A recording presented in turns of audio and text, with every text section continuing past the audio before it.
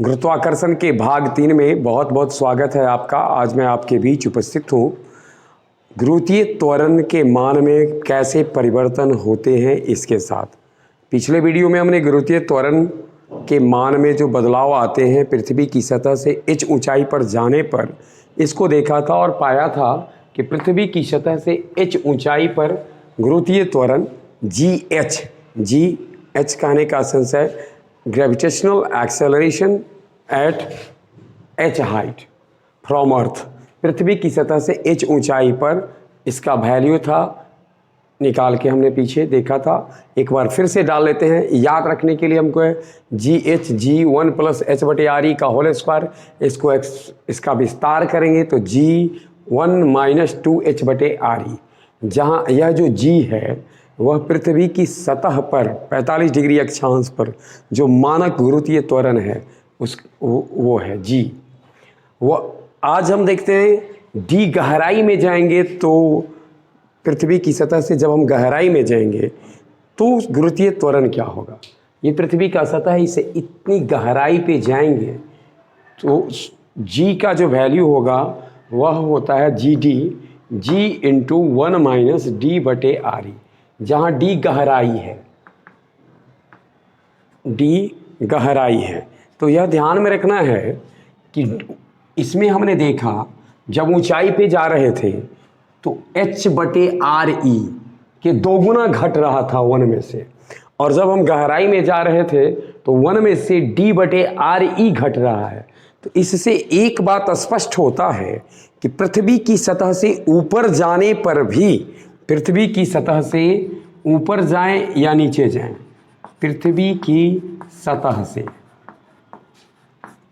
h ऊंचाई पर h गहराई पर दोनों ही ओर अगर हम जाएं तो G के मान में कमी होती है। अब यहां पर हमने क्या देखा, GH ऊपर G1 - 2h/RE, नीचे क्या देखा यहाँ GH' करिए या GD करिए, हम थोड़ा सा मान लेते हैं ये भी D ही है और D और H बराबर है। GD करें तो 1 - h/RE। अगर हमसे यह पूछा जाए कि पृथ्वी की सतह से x ऊंचाई पर G का मान और पृथ्वी की सतह से x गहराई में G के मान में किसका मान ज़्यादा होगा, तो ध्यान में रखना इसमें 1 h/RE घटता है, यानी 1 D/RE कर लीजिए। कहने का सेंस है कि D/RE का 1 और उसमें 2 घट रहा है, अर्थात ऊंचाई पर जाने पर G के मान में तेजी से कमी आती है, नीचे आने पर भी G के मान में कमी आती है लेकिन तुलनात्मक कम। इस तरीके से अगर हम अरेंज करें G के मान को तो GH सबसे कम, GD उससे, और D गहराई पर है, H ऊंचाई पर है और यह पृथ्वी की सतह पर है।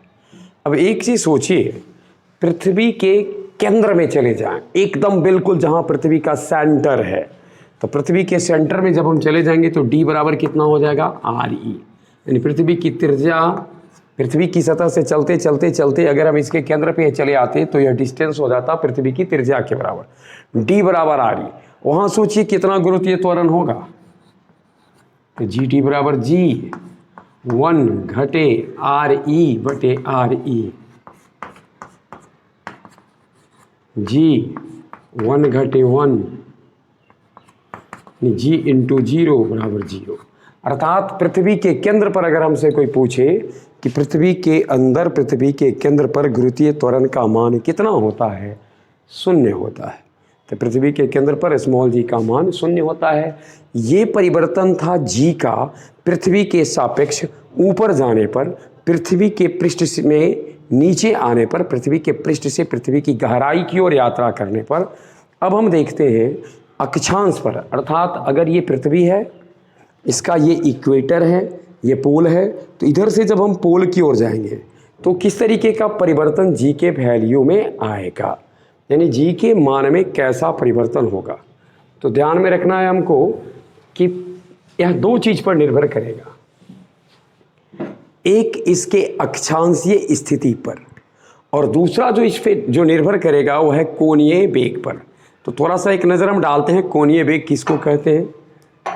किसी वृत्तीय पथ पर कोई पिंड भ्रमणशील है तो प्रति एकांक समय में उसके द्वारा जो वृत्त के केंद्र पर कोण बनाया जाता है। सपोज कीजिए कि एक रिवॉल्यूशन कर लेता है, यहाँ है ए ओ, और एक रिवॉल्यूशन मार लेता है टी टाइम में, टी टाइम में मार लेता है। तो एक रिवॉल्यूशन मारने में कितना डिग्री का कोण बनाया, 2 पाई। एक सेकंड में कितना बनाएगा, अब टी टाइम में 2 पाई का कोण बनाया तो एक सेकंड में कितना बनाएगा, 2 पाई बटे टी। तो ओमेगा, कोणीय वेग को ओमेगा से सूचित करते हैं, 2 पाई बटे टी। ध्यान में रखना है, कोणीय वेग को ओमेगा से सूचित करते हैं। एकांक समय में वृत्तीय पथ पर भ्रमणशील कण द्वारा केंद्र पर बनाए गए कोण को कोणीय वेग कहते हैं। इसका मात्रक रेडियन पर सेकंड होता है। रेडियन कोण का एसआई मात्रक और टाइम का मात्रक सेकंड, कोणीय वेग का एसआई मात्रक रेडियन पर सेकंड होता है। एक छोटा सा चर्चा हम करते चलें, v बराबर होता है ओमेगा इंटू आर, जहाँ v रेखीय वेग है, ओमेगा कोणीय वेग है। अब हम पृथ्वी पर आते हैं।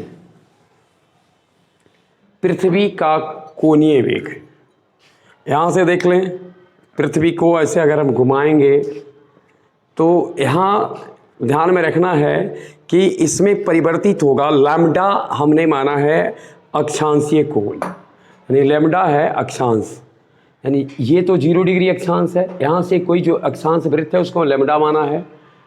तो जी लैम्डा अर्थात लैम्डा अक्षांश पर गुरुत्वीय त्वरण। जी लैम्डा का अर्थ हो गया लैम्डा अक्षांश पर गुरुत्वीय त्वरण। लैम्डा अक्षांश पर गुरुत्वीय त्वरण को जी लैम्डा से, जी है जो मानक गुरुत्वीय त्वरण है जिसका जिक्र हमने किया था, समुद्र तल से 45 डिग्री अक्षांश पर जो है वह जी है। आर ई पृथ्वी की त्रिज्या है, ओमेगा पृथ्वी का कोणीय वेग है, लैम्डा अक्षांश है। अब देखिए विषुवत रेखा पर यदि हमसे कोई पूछता जी इक्वेटर पर जी, इक्वेटर पर जी के लिए लिखिए जी घटे are E omega square cos square lambda.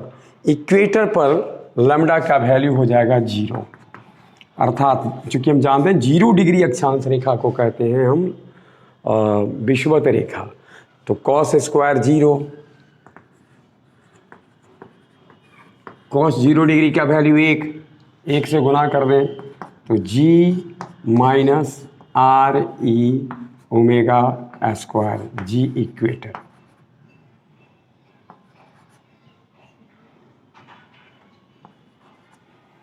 Ji pole पर हम जाएं, देखिए एक चीज़ ध्यान में रखना है हमको कि आर तो कांस्टेंट है, ओमेगा भी कांस्टेंट रहेगा। अब बदलेगा कौन, लैम्डा। अब लैम्डा कॉस थीटा का मान जितना बढ़ते जाएगा जी का वैल्यू उतना घटते जाएगा, और कॉस थीटा का मान 0 से 90 की ओर जाने पर घटता है। कॉस 0 1 होता है, कॉस 90 0 होता है। पोल पर यहाँ पर लैम्डा का वैल्यू पूछा जाए 90 डिग्री, तो क्या हो जाएगा जी पोल, यह हमारा हो जाएगा जी पोल जी घटे are E omega square cos square 90, इतना 0 होता है। जी पोल बराबर जी घटे 0 बराबर जी। ये मैक्सिमम कोई हमसे पूछे कि पृथ्वी की सतह पर जी का मान सबसे अधिक कहाँ होता है, पोल पर। पृथ्वी की सतह पर जी का मान सबसे कम कहाँ होता है, तो इक्वेटर पर। पृथ्वी की सतह से इस ऊंचाई पर जाने पर जी के मान में क्या होगा, कमी होगी। वह कितना कैसा होगा, तो जी इंटू 1 माइनस 2h बटे आर ई। डी गहराई में जाने पर क्या होगा, जी के मान में कमी होगी। कैसा, G into 1 minus D by R E. और लैम्डा अक्षांश पर जी का वैल्यू क्या होता है? जी लैम्डा जी घटे are E omega square cos square lambda होता है। ये पृथ्वी जी के मान में परिवर्तन के साथ कैसा परिवर्तन होता है ये था। अब एक नज़र हम डालें, अगर ऐसा हो कि पृथ्वी जितने वेग से अभी घूम रही है इसके वेग को 17 गुना कर दिया जाए, यानी पृथ्वी का जो अपने एक्सिस पर घूमना है यह अगर अपना 17 गुना हो जाएगा तो इसका वैल्यू ये बढ़ते बढ़ते बढ़ते इतना अधिक हो जाएगा, यानी ओमेगा बढ़ते बढ़ते इतना बड़ा कर देगा कि उस स्थिति में जी इक्वेटर पर 0 हो जाएगा। ध्यान में रखना है, यदि अभी पृथ्वी का जो कोणीय वेग है, घूर्णन वेग, यानी जितना वेग से घूम रहा है उसका 17 गुना कर देने पर 17 गुना कर देने पर 17 टाइम्स 17 गुना बढ़ जाए कोणीय वेग, वी का ओमेगा 17 ओमेगा हो जाए तो उस स्थिति में हमारा जो जी है इक्वेटर पर वह 0 हो जाएगा। लेकिन सवाल उठता है कि उस समय पोल पर जी का वैल्यू क्या होगा। ध्यान में रखना है, पोल पर उस समय भी जब ये बढ़ेगा तब पर भी पोल पर कोई प्रभाव ज़्यादा नहीं पड़ेगा और पोल पर जी का वैल्यू वही रहेगा।